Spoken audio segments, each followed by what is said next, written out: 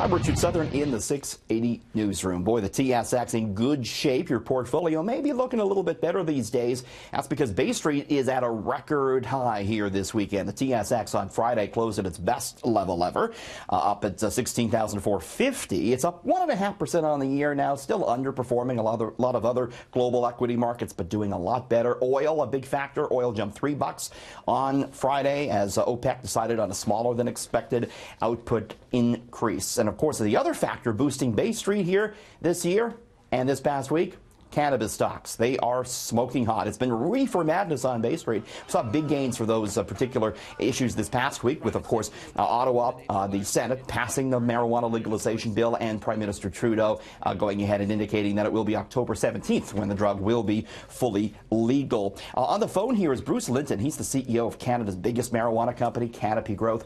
Mr. Linton, where do you see your company and the Canadian cannabis sector on a whole in, say, 3 years from now?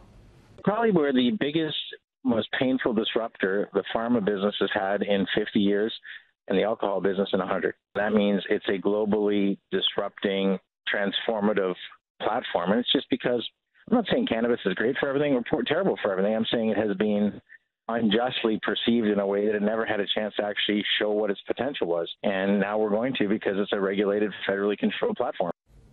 So that's the reason given by a lot of these CEOs that they're going to disrupt other industries like alcohol, like pharmaceuticals, because they're trying to justify some very elevated prices in the cannabis space. These stocks certainly priced to perfection these days. Interesting news out of the Toronto real estate business. The largest condominium in the city was sold this past week. The buyer? A digital currency billionaire, man by the name of Anthony Delorio, the co-founder of Ethereum, that cryptocurrency. He purchased this 3-story condo that sits atop the former Trump Tower downtown. The building, most of which is a hotel, is owned by Invest Hotels now. It's called the Adelaide Hotel. Soon it'll be rebranded the Regis Hotel. Bloomberg News reports that Delorio spent $28 million to buy the unfinished penthouse. What did he do to pay for it? No mortgage, of course. Cashed in some of his cryptocurrency and wired the money. No biggie. The monthly fees, though, do total almost $15,000. Cryptocurrency still interesting many investors, although Bitcoin hit the lowest level of the year this past week. Well, you may find yourself saying this phrase in the near future. Hey, Alexa, order me some room service. Amazon announced this past week that it's bringing its Echo smart speaker to hotel rooms.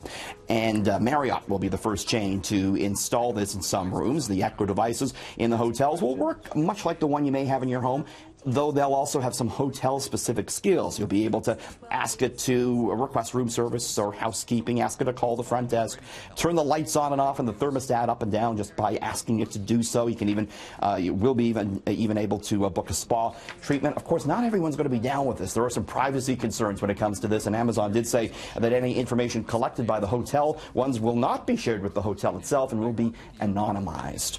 All right, moving on, we found out this past week some interesting news as regards the workplace and what people may be doing in the workplace. A new survey found a huge amount of employees are doing the business in their place of business. 14% of those asked said they had sex at their place of work. 1 in 5 said they'd been caught.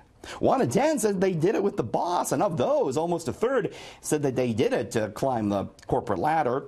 It may be an advantage to do this. 55% said it made them more productive on the job, though it's not without risk. 17% of office romances end in someone losing their job. 60% of all workplace relationships end in a breakup in 12 months.